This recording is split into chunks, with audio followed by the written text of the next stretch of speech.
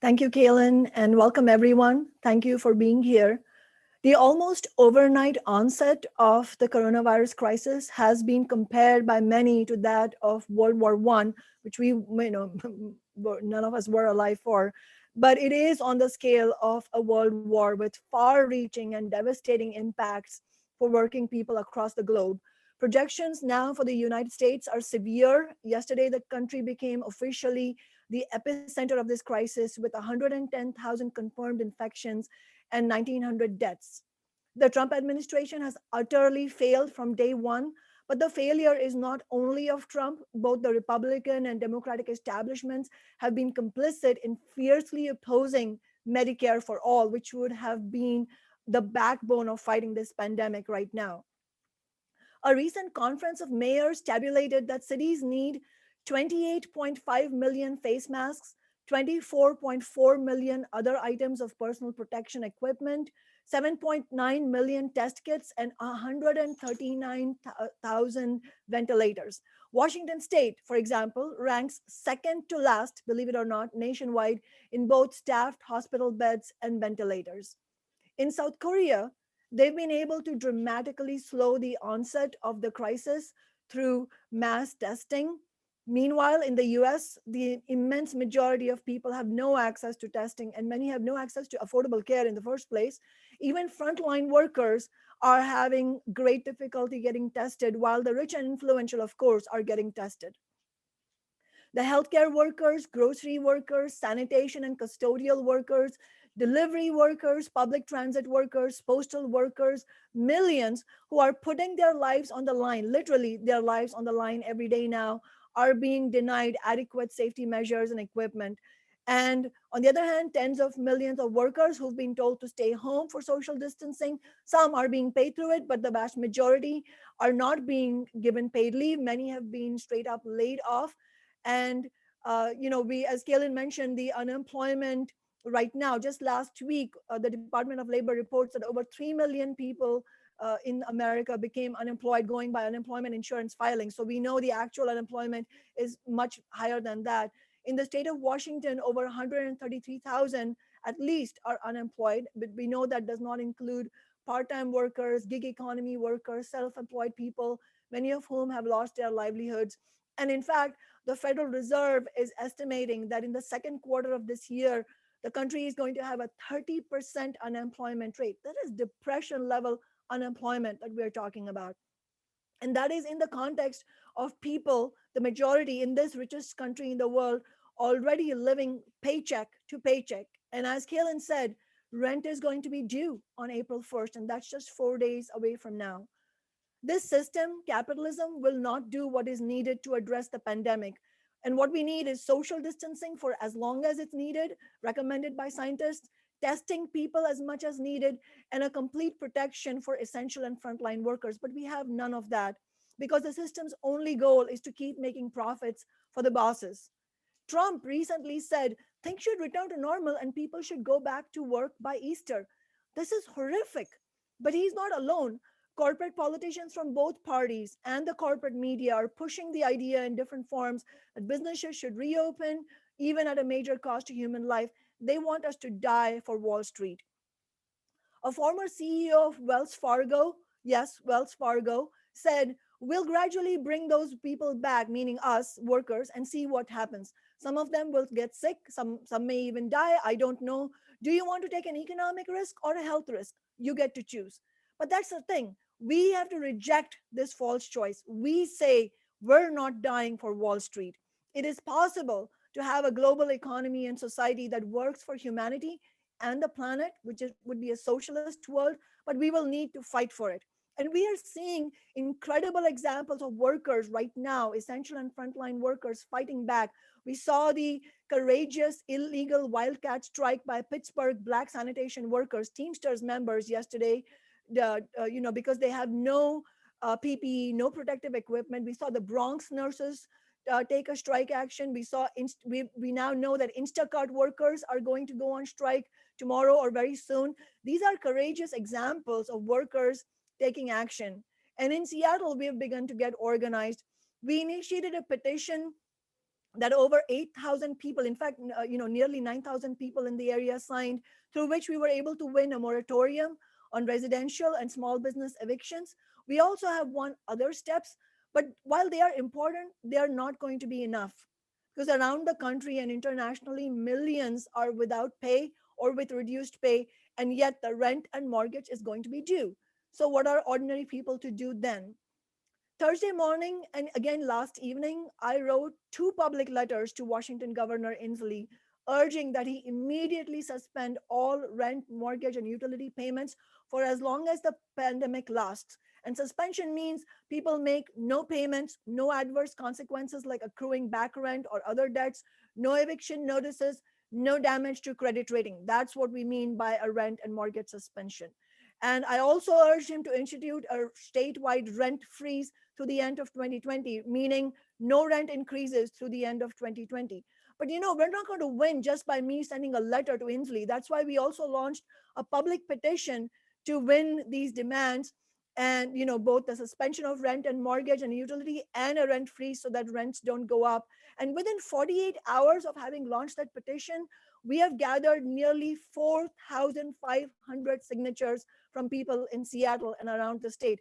There's clearly a hunger to fight back because people know this is affecting their personal lives. So please, if you're watching this and you can help us gather signatures, you can help us get to 10,000. Please contact my office because we need your help. Big banks and Wall Street will get trillions of dollars, and they're actually going to get $1 trillion of bailout money every day. And in the new Senate and House bill, working people are going to get a $1,200 check, one-time check, which is important. And in fact, it reflects the kind of fight back that Senator Bernie Sanders has waged and the pressure from workers and labor movement from below. But as Robert Reich said, it's an insult to working people to tell them that they should survive for who knows how many months on a one-time payment.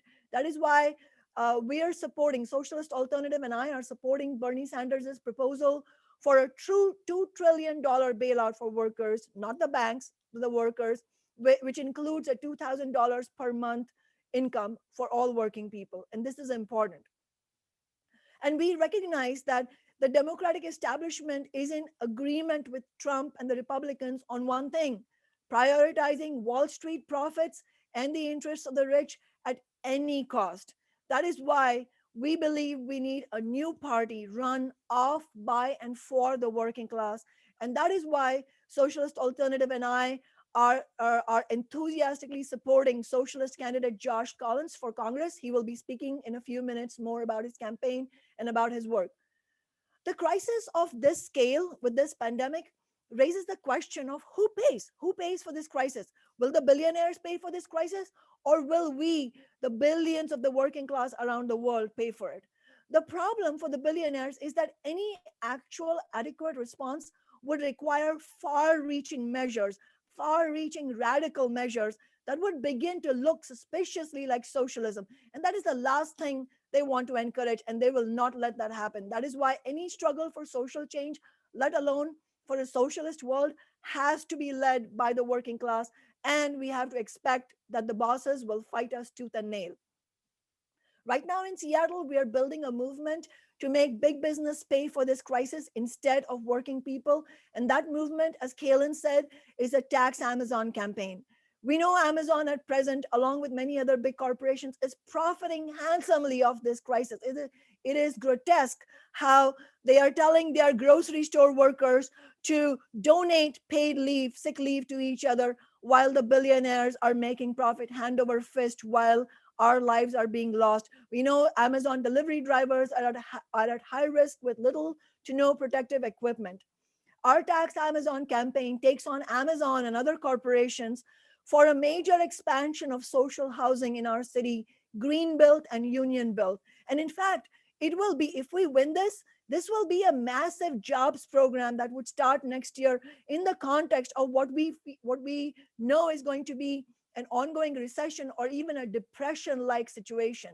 And this will be happening in the context of a long-standing housing crisis, one of the worst in the country, and a housing crisis that is being made only worse and more severe in the context of the pandemic and the upcoming recession. That's why we urgently need an alternative for to the failed for-profit housing market, and that's what we will be doing if we fight for our Tax Amazon campaign. Last week, we filed our ballot initiative to tax Amazon and other corporations to the tune of $300 million a year to build up to 8,000 permanently affordable homes, social homes for ordinary working people, for unhoused people. And as Kaylin was saying, this fight is more relevant than ever, even more so now under the pandemic. It will be a real fight. We have seen that big business is not on our side. Most of the politicians of the Democratic Party are not on our side. Even when they say all the right things, they will end up betraying us, as they did with the repeal of the Amazon tax in 2018. But yet, I think this fight is a fight that we can win, but if we all really join together and get organized. First, we need to get the initiative on the ballot. Doing that requires getting 30,000 signatures in the coming months. And, as was mentioned before by Kaylin, this is going to be difficult in the midst of this pandemic, of a lockdown, of social distancing practices, which we agree with. We need to, make sure we take the scientist recommended practices. This is an unprecedented situation, and that's why it will take an unprecedented organizing effort. So we need everyone who is tuned in right now, or if you're watching this after the fact, we need you to get active on this, because we cannot do this face to face as signature gathering is normally done. We will need a different strategy.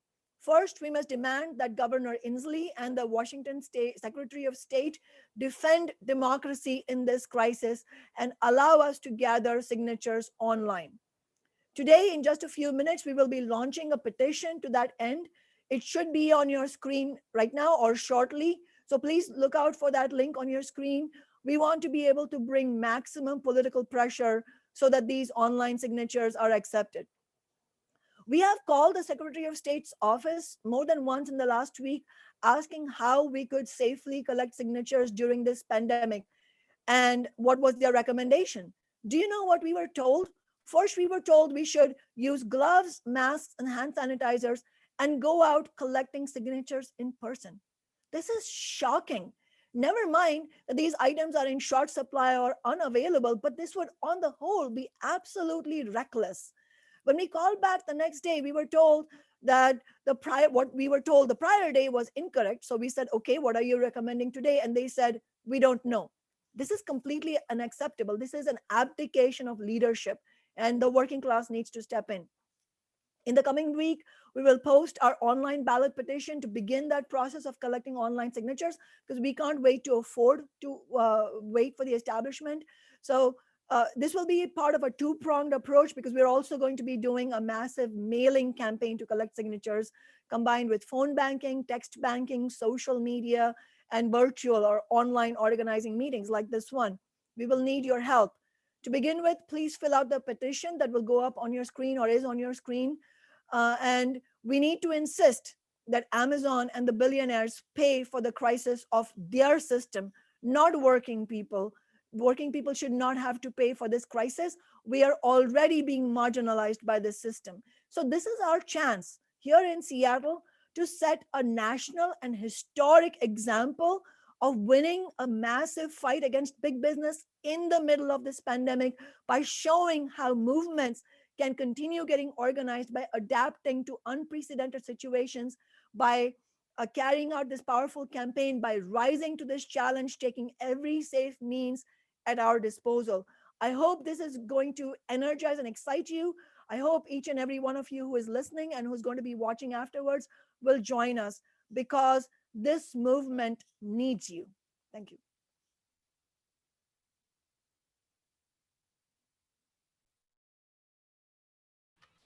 Thank you so much, Kshama. It looks like because we are using a different streaming platform than we originally intended, we're not able to do the screen share where we put the petition link up on the YouTube live screen. So I'm going to ask the folks, the Socialist Alternative folks who are tuning in, to share that link in the comments. I know we have some folks who are ready to go, who have that link available. So let's share that in the comments right now, and then we'll make sure we have it available after the fact, also by adding it to the video description so people can sign that. But hopefully that is being shared right now in the live chat section. And as Kshama said, if everyone can please take a moment to sign that petition. In reality, it's a really huge attack on our democratic rights to say that under the conditions of a pandemic, when all of these social distancing restrictions are in place, to say that we're not allowed to collect signatures online means that the only avenues left for us to put an initiative on the ballot are either to risk our own health and public health, or, you know, to basically not put anything on the ballot. And so in order to protect our rights to put initiatives on the ballot, our government needs to give us an option for how to do that. And online signatures is something that has precedent. It's been done before. And so this petition is really important if we can get enough signatures on this and force them to allow us to collect online signatures, then we have a much better chance of getting this petition to tax Amazon on the ballot. So again, everyone, make sure you sign and please share that widely. So our next speaker is going to be Joshua Collins. Josh is a 26-year-old socialist truck driver who's running for US Congress, and he's one of the organizers of the Rent Strike 2020 campaign. Go ahead, Josh. Hi, how's it going?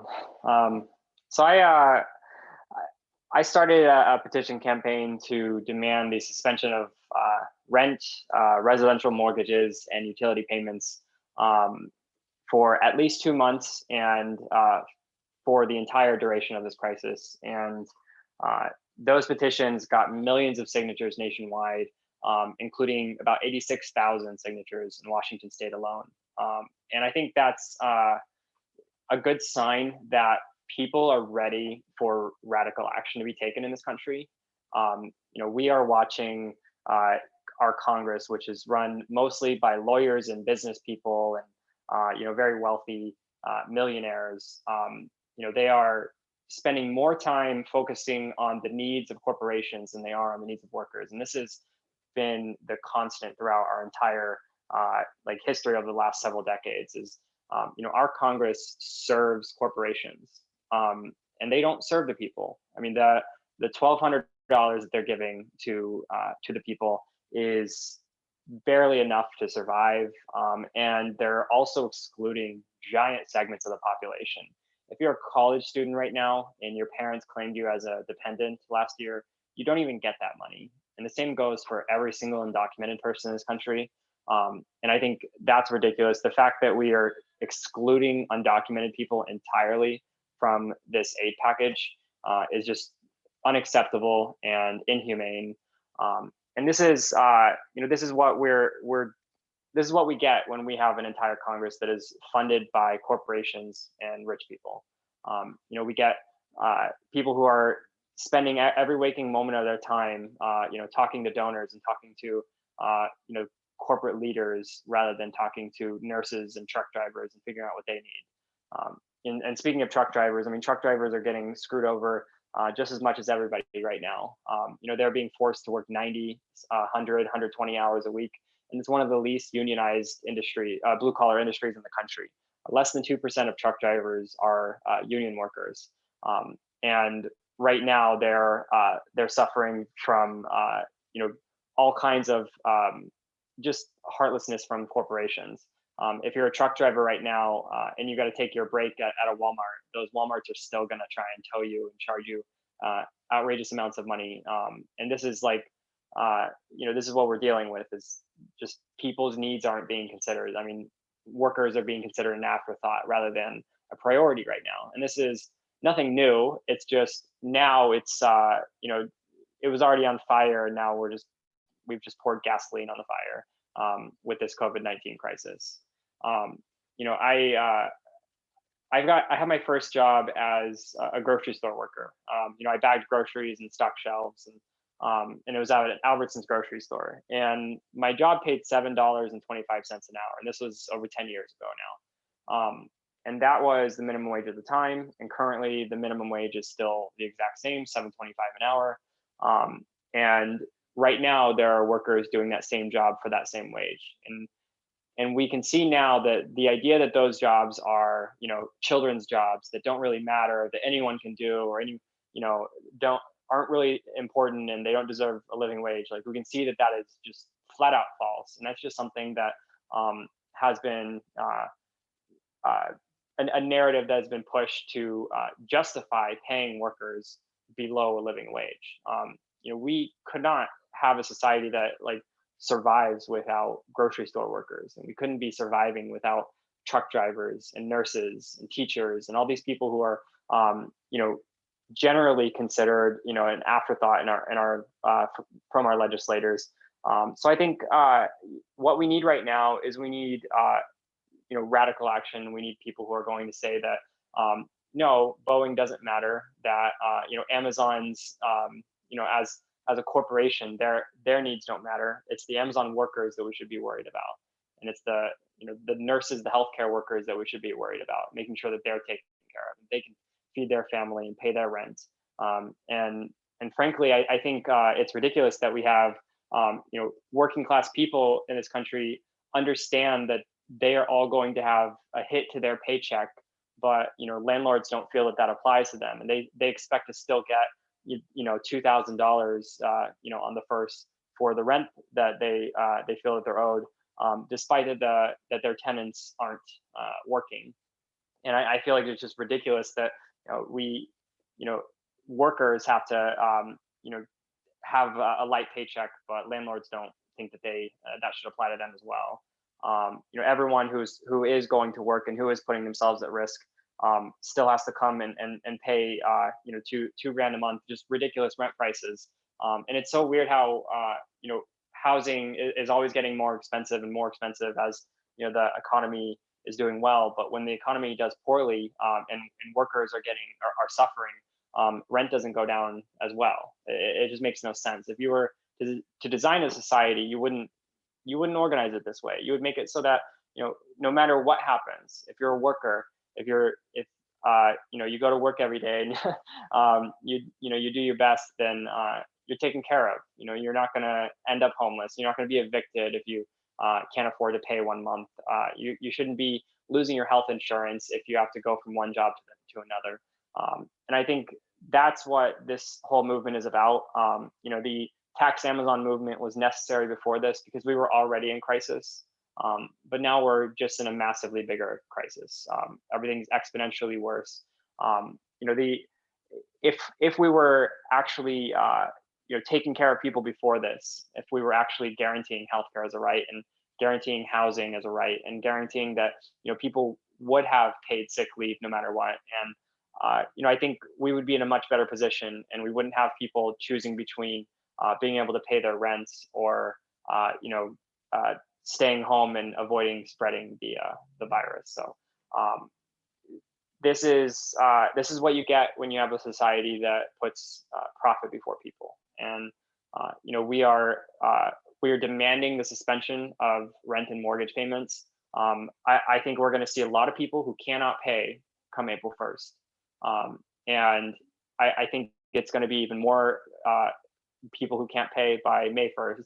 And the only way we can prevent people from going into a lifetime of debt is by organizing. And so that's what we're going to keep on doing. And that's what Rent Strike is all about. That's what the smaller Rent Strike efforts around the country are about. And I think connecting all of that to one big national movement is what needs to happen. Because we can't just have people trying in one state or in one city and then not worry about the people in Montana who don't have a tenants union fighting for them. And we need to connect this and make sure that we as a country can stand up and say that no one should have to go into thousands of dollars in debt after this. No one should come out of this crisis owing $10,000 to their landlord. It's just ridiculous. So, but anyways, yeah, I fully support the Tax Amazon movement, and I will be sharing out all the stuff to help get signatures on the ballot. I think it's ridiculous that they're not allowing people to do online signatures right now, and I think we need to change that immediately. And because if we can't do democracy, then what's the point? Like, what's the point of having ballot initiatives if at a time of crisis you just can't even do anything. Like, so I think it's ridiculous to expect people to, do these campaigns by mail. And so I think, our government needs to immediately act and make online ballot initiatives a thing immediately. So anyways, thank you for having me. So. Thank you so much, Josh. Yeah, as Josh said, if you haven't signed that petition yet, please do so right now and share it. Get your friends to sign it. It is a really crucial democratic issue, a democratic right that we are able to put initiatives on the ballot for the public to vote on. And the reality is that with social distancing, the hurdle of collecting 30,000 signatures to get an initiative on the ballot suddenly becomes, much more of a hurdle than it even is during regular times. And so we have this petition urging our state government to allow us to collect signatures online. At the same time, we are going to be collecting signatures through the mail because we cannot leave anything up to chance. We cannot leave this up to the whims of the very government that is responsible for creating the conditions of this crisis in the first place, right? So we'll be continuing to collect physical signatures by mailing ballots to people and having them sign it mailing petitions to people, having them sign it and mail it back to the Tax Amazon campaign. We need everyone on this call to participate in that. And we are going to be having another live event next weekend, a week from today. We will start out on YouTube Live this time, so we won't have the same technical challenges that we had today. But we are going to have a launch event to launch our signature gathering stage of the Tax Amazon campaign to get the signatures necessary to put our initiative on the ballot. So everyone on this call today, hopefully that link to the signature gathering launch next weekend is being shared right now in the live chat. We'll also make sure that we get it added to the video afterwards for folks that are watching this after the fact. If everyone can right now RSVP to the signature gathering launch event next weekend for your Tax Amazon campaign, gathering signatures to get our initiative on the ballot. RSVP and then share that event. Invite your friends, invite everyone you know in Washington State who wants to be allowed to still have a say in the democratic process, even under the conditions of a crisis. Everyone who is concerned about lack of access to affordable housing, everyone who is concerned about lack of jobs, please share and invite them to this event. It is possible. It is possible for us to overcome all of the obstacles that are added to our plates, given the realities of this economic and public health crisis. But it is going to take a huge effort and all of us working together and getting organized in a way that we've never done before. So that's why we're asking everyone to take a number of concrete steps today to help with that. It includes signing the petition, RSVPing and sharing this event to launch the signature gathering campaign next weekend. And we'll also be doing a fundraising appeal before this meeting is over because none of this organizing work is available without, it is possible to do without funding. And in particular, a mail-in signature gathering campaign is extremely expensive because that means we have to pay for postage for physically mailing petitions to over 30,000 voters to sign and return to us. So it's absolutely going to be urgent that we raise funds to allow that campaign to be a reality. And that's just one of the unfortunate realities that point to the need for fundamentally a new system, right? It shouldn't be on us when we're already in the midst of a crisis to dig deeper into our own pockets to make sure that our own needs are met. But that is the reality right now. So we have to do it, and we have to fight for a new system where we actually have democratic control over our resources. The next speaker that I'm going to introduce is Emily Barnes. Emily is a critical care registered nurse currently working with COVID-19 patients. She's a member of the Washington State Nurses Association, but she's speaking with us today in personal capacity about what she is seeing at the front lines of this public health crisis here in Washington. Please go ahead, Emily.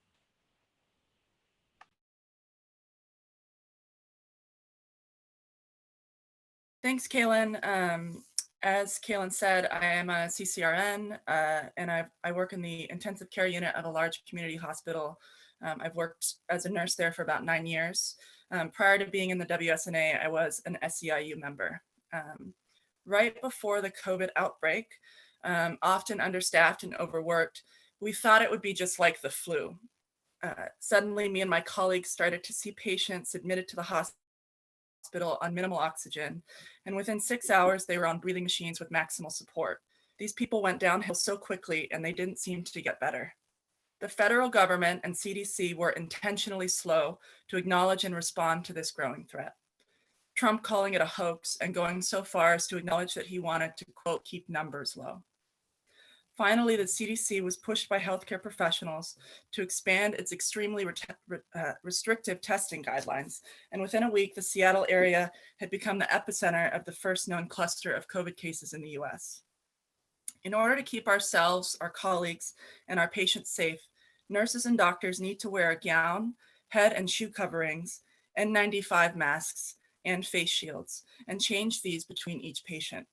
Only this specific equipment, used exactly as we are trained to use it, can keep us from becoming walking vectors for the spread of this disease. Medical procedures must be followed exactly with the exact equipment that was designed for the job. Without this, we are only spreading the disease. Most COVID patients should only be paired with one nurse each. We will need increased staffing to proactively address this need at the peak of the pandemic. Every day that we go to work for our patients, I see the way many hospitals have tried to save money by cutting staffing for the people who do the most essential work: nursing staff, maintenance staff, and cleaning staff, etc. Our labor is what stands between life and death for our patients. Especially in my work in the intensive care unit, patient to nurse ratios are very important. We see the sickest of the sick in the ICU, people clinging to life by a thread, and we are constantly managing multiple medications, complex medical devices, and machinery, and assessing patient condition and needs. We actively work with physicians at bedside to respond to acute decompensations, and we chart about all of that for 12-hour shifts. We must also meet the great needs of the family for information, comfort, and direction, without which family members often get sick themselves and experience disabling grief. This has only become more complicated with the COVID outbreak because we don't allow visitors at bedside unless the patient is actively dying. So we've had to incorporate video conferencing in, and people are often dying alone or with me or my colleagues at bedside. This is where WSNA and other nursing unions come in. United in a union, nurses can fight to protect our safety and to protect our patients by limiting things like mandatory overtime and working longer than 16 hours in a row. And we fought for legislation like the uninterrupted meal and rest break law that was just passed. Without this fight, equations and profits are the only thing driving healthcare decisions, and we can't do our jobs of saving lives and supporting families. At best, this is a tenuous and constant struggle which nurses have been fighting for a long time, but then comes an event like COVID-19. Our government's woefully inept and criminally negligent response to COVID will only lead to millions more deaths. Because we don't have enough of the personal protective equipment we need to protect ourselves: the ICU beds, the ventilators, enough nursing, medical, and ancillary staff. Because the federal government under Trump underfunded, silenced, dismissed, and neglected the timely and aggressive response we needed to prevent the healthcare crisis to come, we have to act fast. We need to use the manufacturing infrastructure from the automobile and other industries to manufacture ventilators, hospital beds, and the PPE that nurses and doctors desperately need to do our job. We have to strengthen the National Voluntary Medical Draft to deploy healthcare professionals where they are needed most. We should give immediate paid on-the-job training to nursing students, medical students, and other healthcare professionals to become a set of helpful hands we'll desperately need to care for all the patients to come. We should also adequately compensate nurses and other necessary staff for the risk they're facing going into work. We should get hazard pay, quarantine pay, make it illegal during the pandemic for hospitals to cut staffing. As a nurse, I consider it my duty not only to care for patients, but to advocate for the community I serve. Patients have been profoundly affected by the widening wealth gap, the housing crisis, and the debacle that is the American health insurance system. The influence of billionaires like Jeff Bezos on politicians runs as deep as their pockets. Now is the time, in the face of this unprecedented event in human history, to come together and demand fundamental shifts in how our community, society, and government function. Now is the time to tax Amazon and Bezos' billions to help pay workers. Amazon has one of the most robust fulfillment systems in the world. Let's nationalize it to prioritize the delivery of groceries and prescriptions and the development of more robust telemedicine systems. Housing for all. There should be tax penalties for property owners with vacant residential properties, in addition to the rent and mortgage moratorium mentioned earlier by Kshama. If these demands aren't met, working people and the labor movement have to call for massive strike actions, including the possibility of building towards a general strike. As a nurse, I should say, as a public employee and a nurse, I'm professionally and ethically not able to strike, but I would definitely support those who did. We need to use these movements we built during this pandemic to point towards ultimately the fight for socialized medicine. Lastly, as someone working on the front lines, I'm asking that you stay home for your community and so that I can return home to my family safely every night. I've seen firsthand how devastating and isolating this disease can be. Please help your community members, loved ones, friends, and family live through this pandemic without having to die alone in a hospital bed with only me or one of my colleagues by their side. We need to come together as a community and support one another through this. We also need to hold our government and the billionaires funding and controlling it responsible and accountable. Thank you. Thanks for having me. Thank you so much, Emily. And thank you. Yeah, we can't thank you enough for the work that you're doing right now on the front lines, helping people with this virus. And absolutely everything you said. We should not be putting our frontline healthcare workers at risk. We should not be leaving people with this disease without the necessary medical equipment to save their lives and to make their experience easier and more comfortable. It's horrifying that in the year 2020, in the richest country in the history of the world, we have healthcare workers getting sick and dying because of lack of basic personal protective equipment. And again, as you said, Emily, it points not only to the need to fight hard right now to tax big business for more money to start addressing these urgent needs of working people, but also ultimately for more than that, for system change, to take our entire health system into democratic public ownership so we can control where the resources go, so we can make sure that there is a crisis response plan available ahead of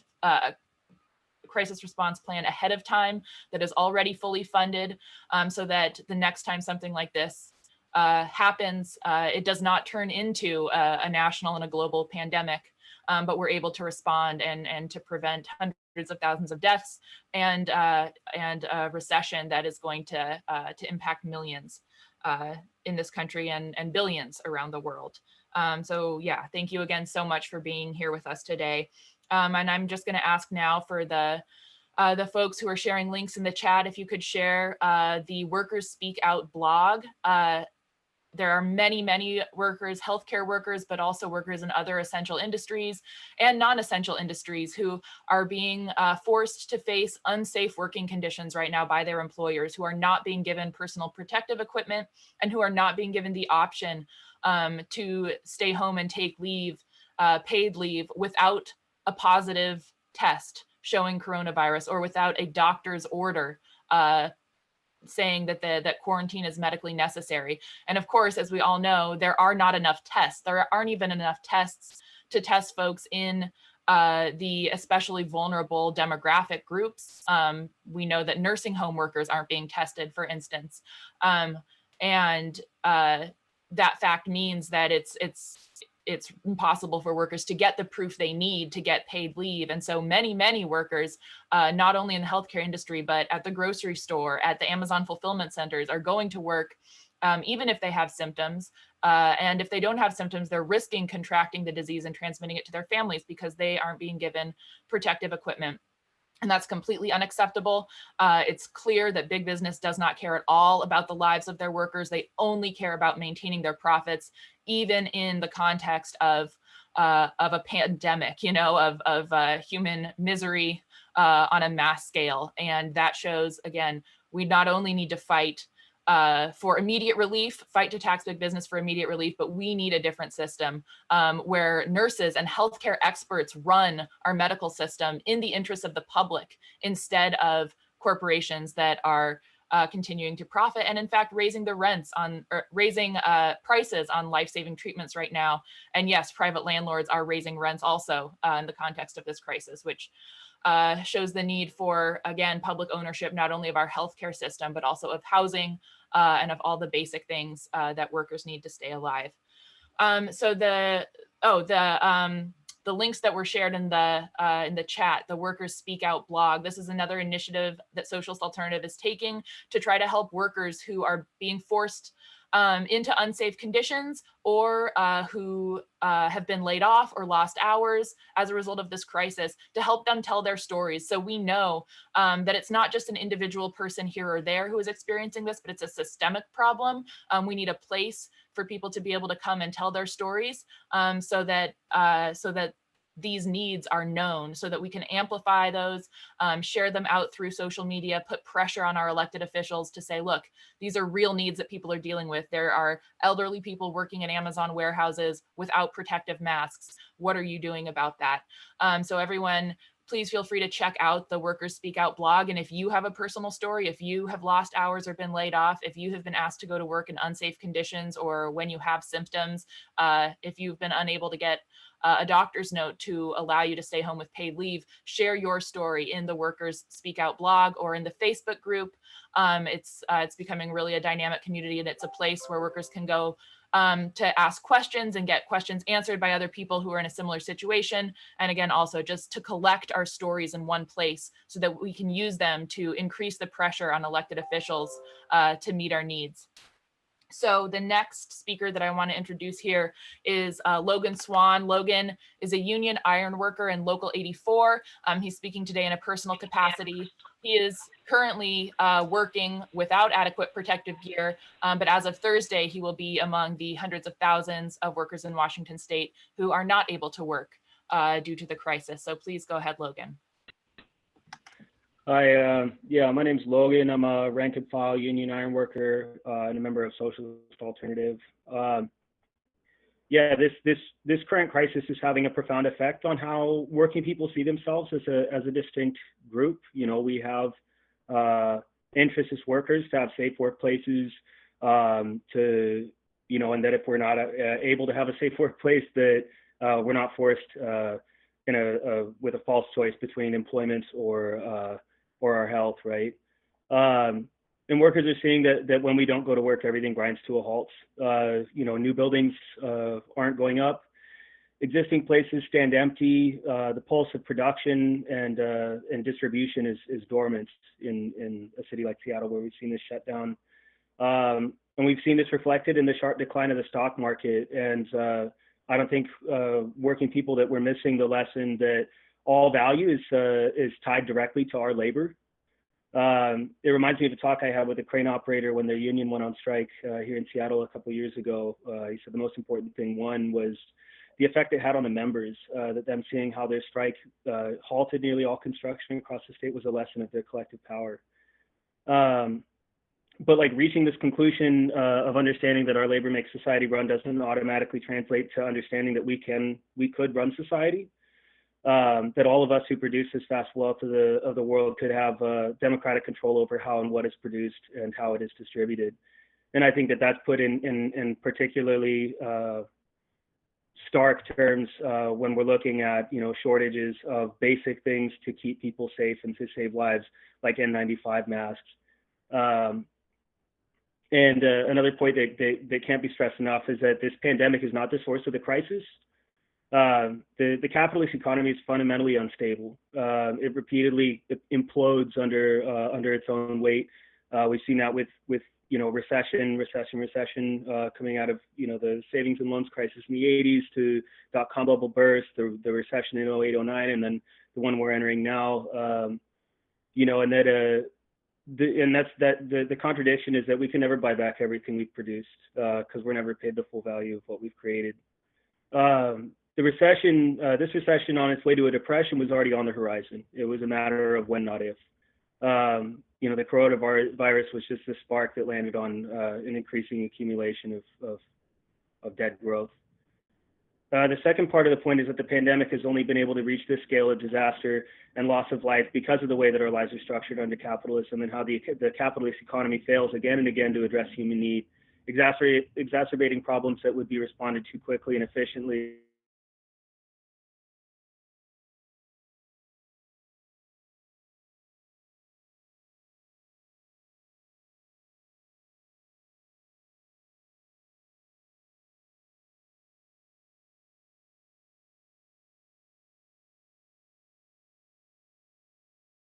between the spread of this virus and what measures need to be taken to stop it. Fortunately, though, the working class isn't a passive force in this crisis. While we're largely disorganized, and the resistance to having the cost of this pandemic being placed squarely on our backs has so far been mostly limited to individual workers choosing not to work, we're seeing a growth of workplace actions across industries that are categorized as so-called essential, some of which actually are essential to fighting this virus and meeting human need in that context.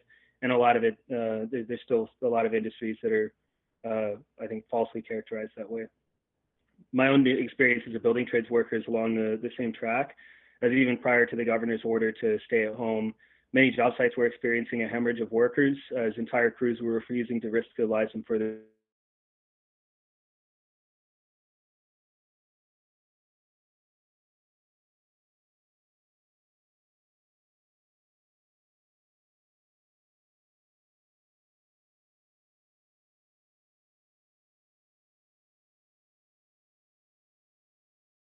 families, as well as the economic burden of not going to work and not having a safe workplace to report to.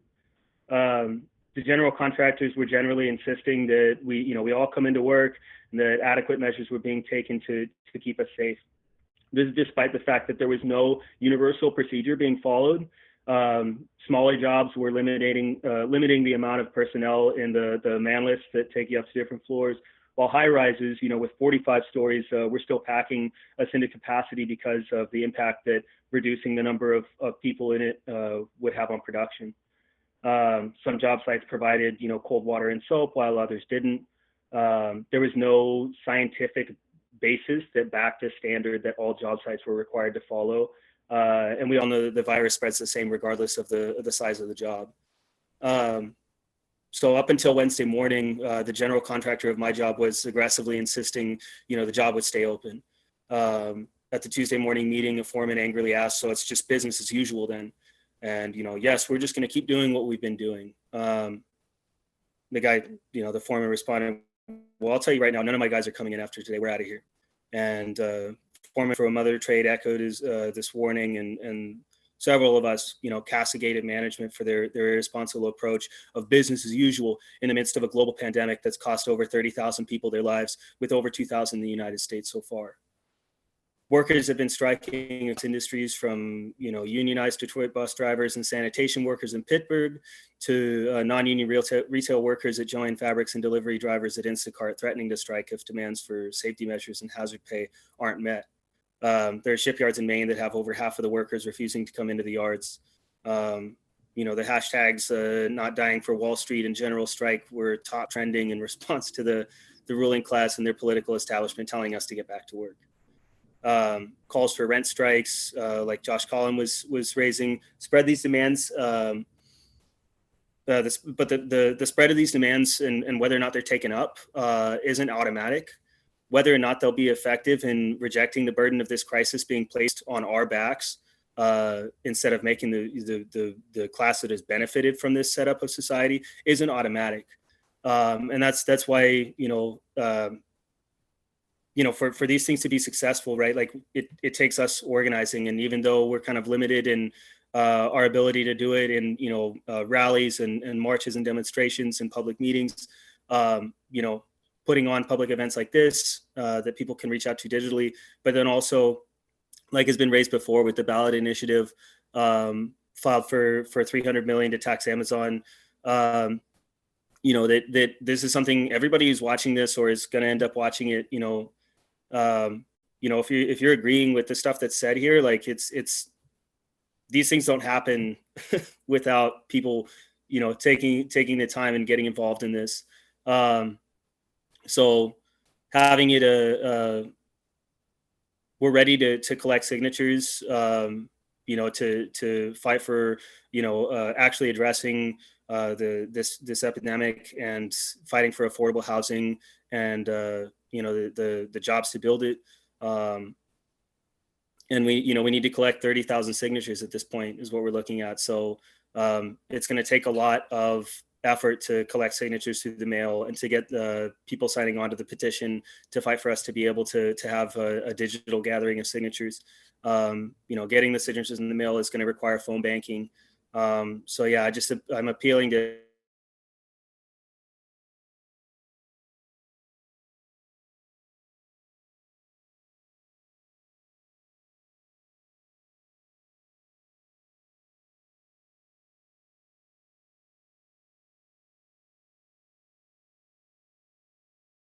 yeah, I mean, if the things that everybody's talking about here, that working people should not bear this burden, the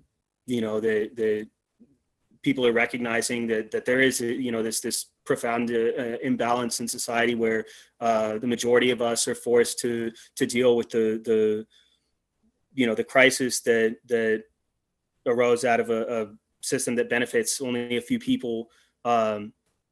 You should look at joining Socialist Alternative, and yeah, like signing up to check out our articles and get involved.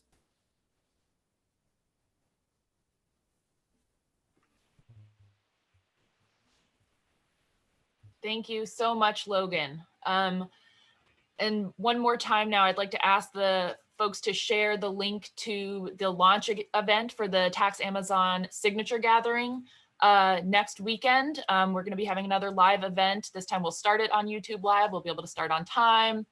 Fingers crossed, I should knock on wood, no technical difficulties. But if folks could share that link again, and if you have not yet RSVP'd to that event and shared it from your social media, please take a moment to do so now.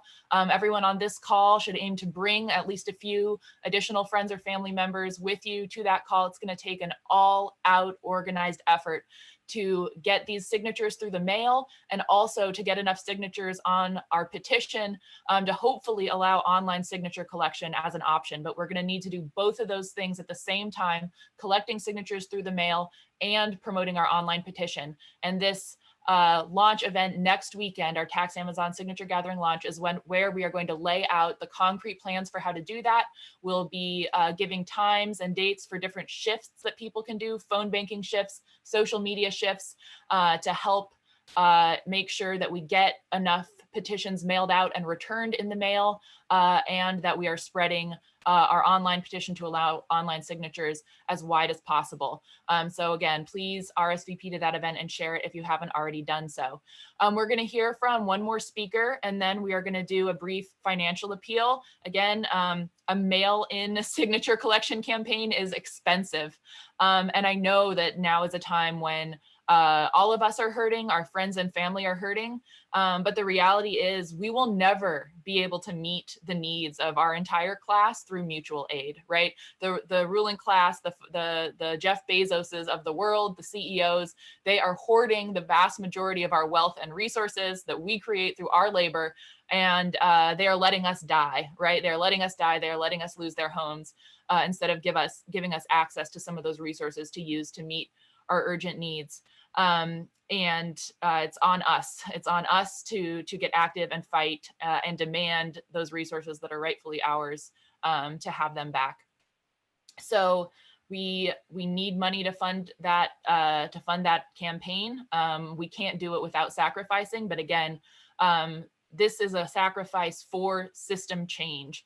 And if we don't move beyond just seeking to rely on mutual aid, not that mutual aid is not an extremely important thing to do, and I'm sure we're all helping out the people we care about and the people most vulnerable however we can.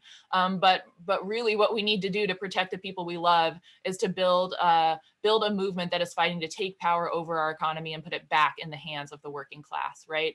That ultimately is the only way out of this misery that we see ahead of us, right? Because we know as soon as this crisis starts to lift, Trump is going to reopen the economy and we're going to have a second wave, right? And even as soon as the actual immediate public health crisis of coronavirus is over, we are still going to have a recession. We are still going to have working people's lives in shambles, housing lost, savings lost, et cetera. And so this needs to be a movement that is organized, completely independent of big business and their political parties, in an ongoing way to fight for the type of systemic change that we need and for a socialist society. So our final speaker here, before I hand it back over to Logan to do the financial appeal, is Ava Sharifi. Ava is a youth activist and organizer. She is one of the founders of the UW Students for Bernie Club, which is the most active Students for Bernie Club on any campus in the US. And of course, as we've all seen, Bernie Sanders has turned his campaign into a tool to try to fight for the interests of working people in the context of this coronavirus. So please go ahead, Ava. Hi, everyone. My name is Ava Sharifi. I'm a recent political science graduate from the University of Washington, and I work closely with Students for Bernie at UW, the most active Bernie student group in the nation. It's actually officially been about 11 days since I left my Seattle apartment, so I really do thank Socialist Alternative for inviting me to speak today and allowing me to get a bit of much needed human contact. The recent coronavirus pandemic has really shined a light into the darkest crevices of our capitalistic system. While millions of working class families in America are currently suffering under the weight of heightened unemployment, eviction, childcare, and healthcare costs, big businesses are truly experiencing a huge profit surge. Pharmaceutical companies of our capitalistic system are saying that COVID-19 is a once-in-a-lifetime business opportunity, with no guarantee that coronavirus treatments or vaccines will be affordable for the working people of America, although their testing is predominantly funded by our taxpayer dollars. On the other hand, Amazon, the largest company in the world, is now lavishing in our current at-home economy, continuing to refuse paid sick leave for warehouse employees and working contracted truck drivers to the bone. So this really showcases the immorality of capitalism itself, in which a global health crisis that does not discriminate between victims apparently requires discriminating solutions in the United States, in which only those that can afford their health care and housing are the only ones who deserve to outlive this pandemic. However, when it comes to saving big businesses, don't worry. There is no question they will all pass the test and outlive this virus with special help from the government. And that is not the same case that is being given to civilians. This showcases the irresponsibility of corporate capitalism and the mere fact that corporations who are profiting in the billions are desperate for a handout days into an economic downfall. This only shows the inaccuracy in calling corporate America this fiscally responsible, business smart entrepreneurs. It is especially hypocritical to then point fingers at families living paycheck to paycheck to then blame them for not having savings. Overall, it's just obvious that this is failing. So let me be clear. We have not learned as a nation from the 2008 economic recession, and the news is looking bleak. Coronavirus pandemic is expected to economically cripple us far longer and harsher than the housing crisis did. And yet the same set of dominoes are falling. Businesses that require a government bailout to avoid a national economic crash are officially too big to fail and should not exist. And this has been proven to us time and time again. So now that we have more cases than any other nation in the world at this moment, and everything is only expected to get worse, someone has to pay for this crisis. There is simply no other way around it. And this virus won't wait for the campaign speeches from profiteering politicians and big corporate heads, both of whom won't even have their workers and laborers if everyone is sick, dying, or homeless.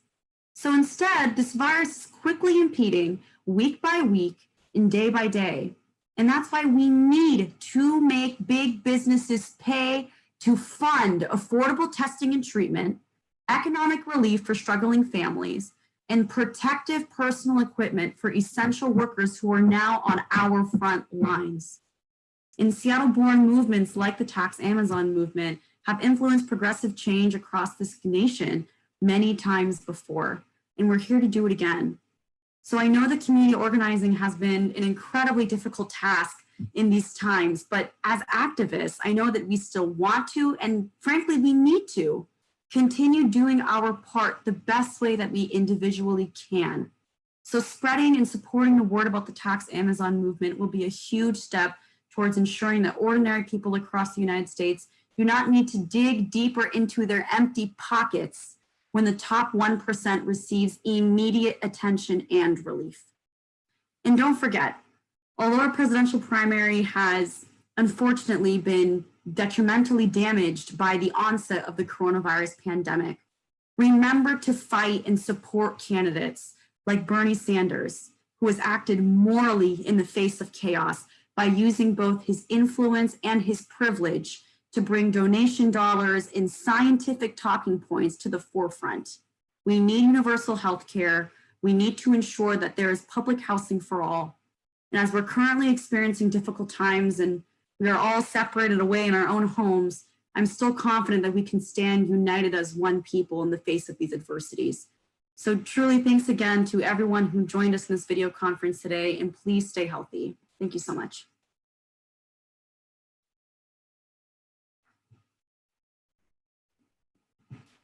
Thank you so much, Ava. That was really, really well said. Yeah, I think one thing that has been highlighted by all of our speakers so far is that, you know, notwithstanding the real difficulties we are all facing right now, the economic difficulties, health issues amongst many of our family members, you know, concern for our vulnerable family members. And then of course, the emotional and psychological strain of being stuck in our homes for so long, unable to interact with each other. The silver lining of all this is that people are realizing that this system does not work for them and for their families, right? This is not something that's happening to other people. This is something that's happening to us, to our class as a whole. And even those of us who don't become sick ourselves with the virus, hearing the story from Emily about the situation right now in the hospitals, you know, if any of us get sick at all, if we get injured, if our kids, you know, swallow something, can we take them to the hospitals right now? Our hospitals are being overloaded with cases. There are not enough doctors and nurses on staff. There's not enough medical equipment. There's not protective gear. So this is really a crisis that is impacting everybody, right? Everybody in our society. And that means an unprecedented number of people are ready to do something. They're ready to get active and start fighting for real change. They are not content to sit back and let the political establishment move at the glacial pace that it moves, and let it appeal to us to say that it's our job to donate, to take care of our friends and neighbors who are facing crisis, because we are also in crisis, right? And we know exactly how much money they are hoarding. We've all seen the Panama Papers. We know exactly how much is sitting in those offshore accounts.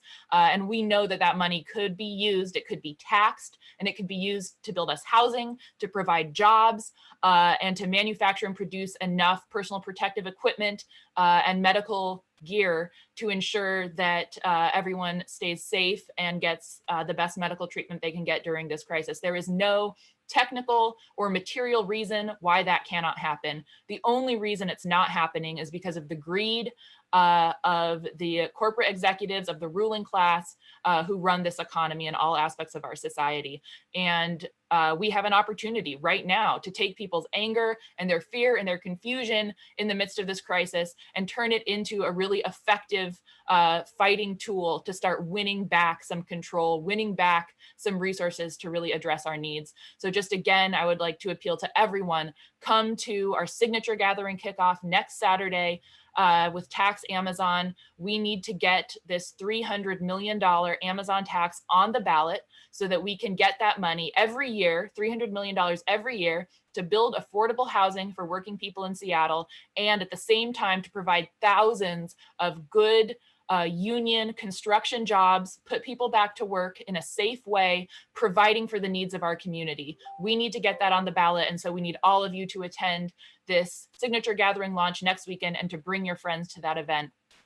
Also, we need to raise money for the Tax Amazon campaign because we have needed to rapidly adapt our signature collection plans to include a mail-in component where we are going to be mailing petitions to people and having them sign it and mail them back to us. And that's going to take a lot of money. And so I'm going to hand it over right now to Logan, who is going to give a brief financial appeal. We have over 150 people watching this live stream at the last time I checked in. I think we should set a target of raising $3,000 right now while we are live. That would be everyone on this call donating on average $20. Now, there might be some of you who are still working and who are able to give a lot more than that to help make up for your friends and neighbors who maybe aren't working and can't afford to donate that much. So let's all dig deep and give what we can and make sure we are able to put enough resources into this campaign that we can win $300 million a year from Jeff Bezos directly to working people in Seattle. Go ahead, Logan. Yeah, I mean, like Kaylin was saying, you know, I mean, people were hard pressed economically before this. They're even more hard pressed now. But yeah, with the over 100,000 new unemployment claims filed in Washington State alone, I'm one of them. And the real figure is certainly much larger. And you have commercial landlords that are raising rents, take advantage of the crisis. Politicians, like was said before, using their insider knowledge to profit while telling working people like us that we have to tighten our belts and donate to help people even worse off. And this is, you know, this crisis didn't need to happen. It could have been contained with adequate testing and having a science-based public health measures early on. But big business won't let us tax them to pay for those things. And the political establishment had more of a priority on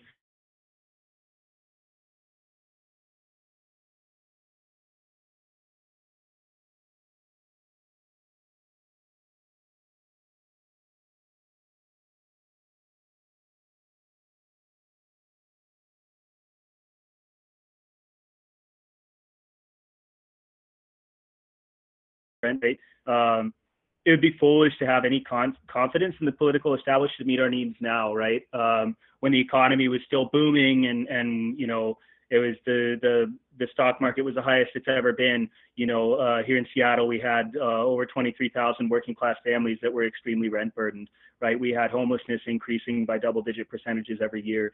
And now when it's getting worse, they're telling us it's time for us to strap in and you know, to tighten the thumb screws. We have to reject this completely. And yeah, like what Kaylin was saying is that, you know, we're already strapped, and I think it's you know, the desire to you know, do mutual aid and help one another.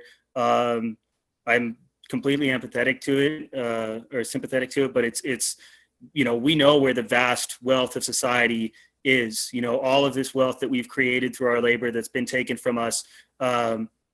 There's a tiny fraction of the population that has hoarded that and is sitting on top of it, has dodged paying taxes on it, and they're not only are they refusing to use any of that vast wealth to help people in this time of crisis, but they're lobbying they're lobbying the government to use this crisis as an opportunity for a fucking disgusting cash grab and take even more and get even more kickbacks. And so that's a political fight, right? Us helping out our neighbors does not change that dynamic. And, you know, obviously we have not enough resources. You know, it's just robbing Peter to pay Paul. And so I think we should be robbing the rich of their ill-gotten gains. And that's supporting and fighting the Tax Amazon campaign. So, you know, it's working people should not, you know, I've got an electrician on my job. His mom's a nurse. She's 60. She's at home, diagnosed with COVID, and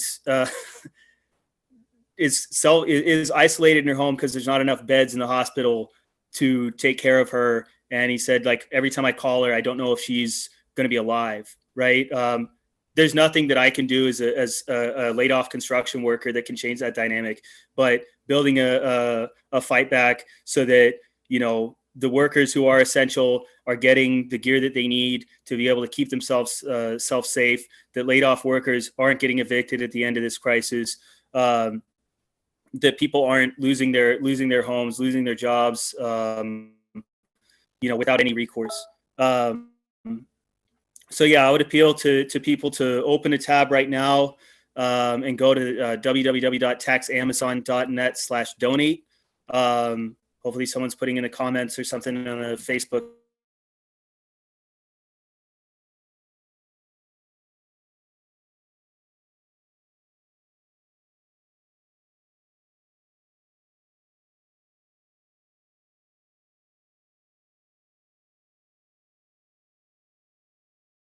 But I want everybody to think about, you know, the tasks at hand, right? That doing a mail-in ballot campaign is not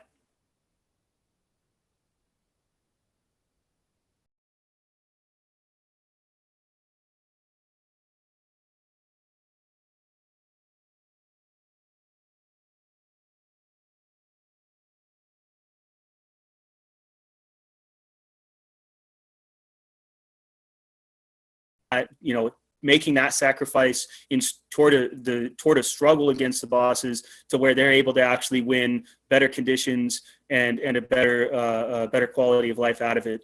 And this is the same process of, you know, we're going to have to sacrifice for the political struggle to be able to squeeze out of an intransigent ruling class the things that we need to be able to survive, so that people in our communities aren't you know, left unemployed and fucking homeless. I don't know how to check the comment section on the thing while doing this. I'm a construction worker, not a tech whiz. But would anybody be able to donate $50 to help us build this fight, to take $300 million out of Jeff Bezos' pocket every year to provide affordable housing and good jobs to people? You know, that's, I think, particularly the political establishment here in Seattle was able to repeal disgustingly the Amazon campaign in 2018, and how did that fucking help? We're still coming into a recession. Construction workers, we're still going to be out of fucking work if we rely on the private market to meet our needs. People are still, their rents continue to go up. They're going to continue to not be able to make their rent without a political struggle to meet people's needs. So we're left in the same boat. You know, I think it's been tried for decades at this point. An approach of you know, playing nice with the employers and with the politicians, and look at where we are. You know, we have the wealthiest country on the face of the planet, possibly the least fucking prepared to deal with this. And this is after a period when we were told everything was great and looking better. And I don't know, from down here where I'm at and where probably everybody watching this is at, it didn't really seem that great. You know, we had schools that were underfunded. We had crumbling infrastructure with bridges falling down, fucking killing people, you know, continued wars, everything else, you know. And so this is part of the process of actually turning that around, is the, you know, changing the relationship from, you know, the working class being the prey and the bosses being the hunter to two boxers squaring up, where particularly in this political moment where working people are, you know, walking off of the job, going out on strike, you know, there's the potential to actually go toe-to-toe with the employers instead of what we've seen for decades with this vicious neoliberalism and privatization, where our conditions get worse and worse and worse. So, yeah, I mean, if there's obviously, like, yeah, for some people, like $100 or $50 is a lot for most people. But, you know, is there any other amount? We know that, you know, for folks who've been laid off, even a $20 donation is a very real sacrifice, but that's kind of where we're at is the things have gotten worse and worse. And so we have less and less that we're able to give when people are working multiple jobs or not having any fucking jobs and they're stuck at home, wondering how they're going to get by when they're going through the Kafkaesque fucking nightmare of unemployment, where it's go online, no, call us, no, go back online, no, call us, with too many calls, just try again later. Yeah. Meanwhile, the political establishment is able to fast track getting trillions of dollars into the pockets of the people who are already fucking billionaires. But yeah, I mean, this is how we actually address this. I don't know what else to say after this because I don't know the results of. Oh shit, we're closing. Oh, okay. Here's the comments. We're closing on $2,200. So yeah, I don't know. I've already donated to the Amazon campaign, but I'll be making another one. Hopefully I can get through with my my unemployment, so it's not just coming right out of the savings. But yeah, if anybody, give what you can, and that's yeah. I don't know what to say. I'll give it back to Kaylin. You've done this more than I have. But yeah, thanks. This is really inspiring that we're at over 2,400 now.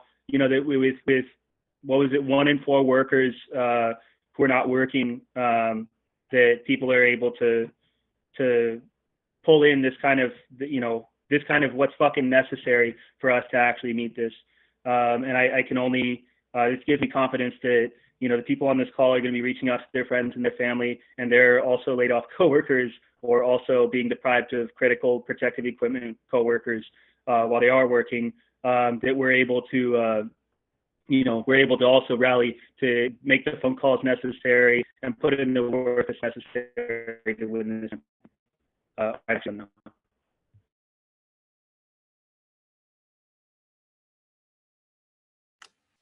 Thank you so much, Logan. I don't think you know this, but your audio was cutting out a little bit there for some of what I'm sure were extremely inspiring parts of your contribution. But obviously, people were still able to hear enough because we've raised over $2,500 since you started your appeal, which is really amazing. Thank you so much, everybody who's donating. If you haven't donated yet, keep going. We want to break $3,000 by the end of this live stream, and then hopefully double and triple that as we share this video out and more people are able to watch it and go online and donate. And also, as all of you who are following us right now, share a link to the donate page with your friends and family. Let them know why you donated and encourage them to donate too. Remember, this is a movement we are building for our friends, for our family members. Like Logan talked about, he can't take care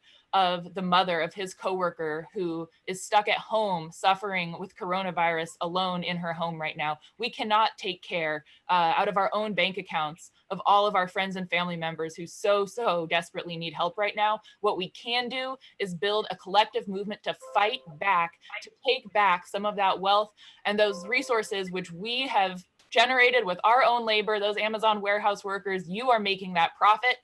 We deserve to have those resources used to protect us, to protect our frontline healthcare workers, protect our vital workers, to protect workers who've been laid off, to make sure everyone has safe, clean, affordable housing, and to make sure we can set up a robust health system so nothing like this happens again. And in reality, an economy that is actually planned in a logical way, that is coordinated on a global level, so that things like pandemic and catastrophic climate change can actually be responded to on the basis of the best available science, using all of our resources and our technology to create an economy that works for working people and for the planet.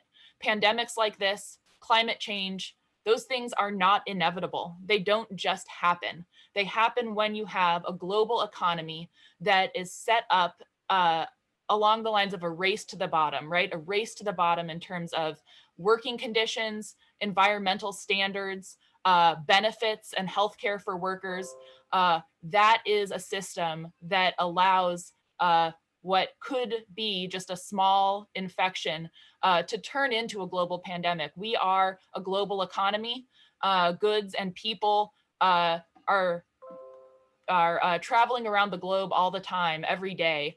And there are ways that we can still have a global economy, but have safeguards put in place, strong public health systems all over the world to address pandemics like this when they arise.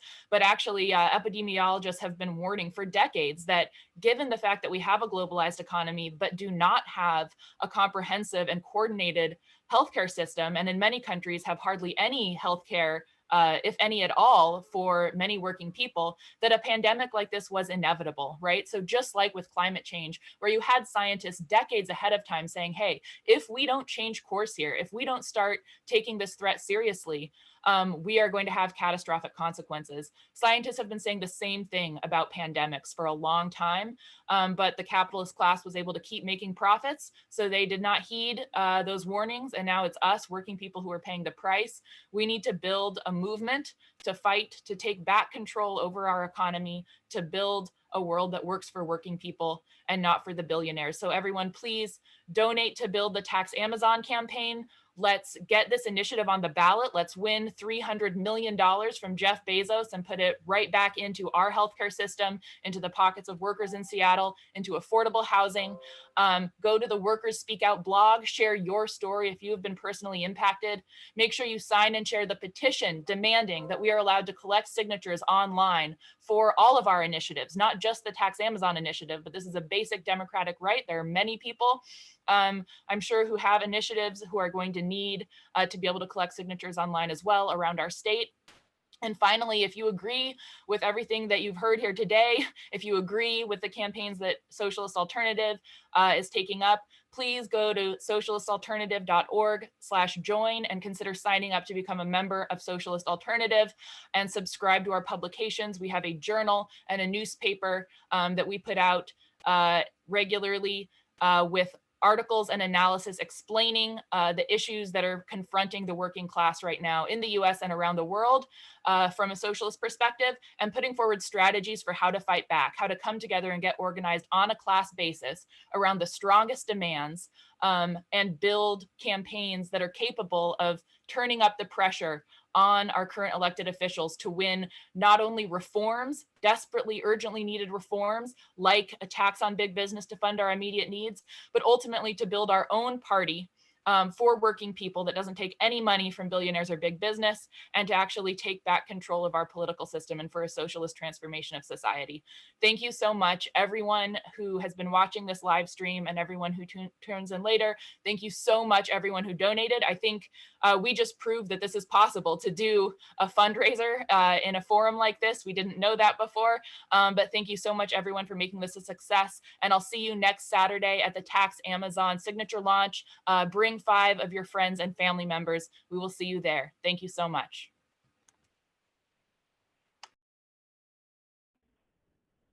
I was told I'll donate $5 for every time I said the F word, so I'll throw in 50. Sorry for swearing so much.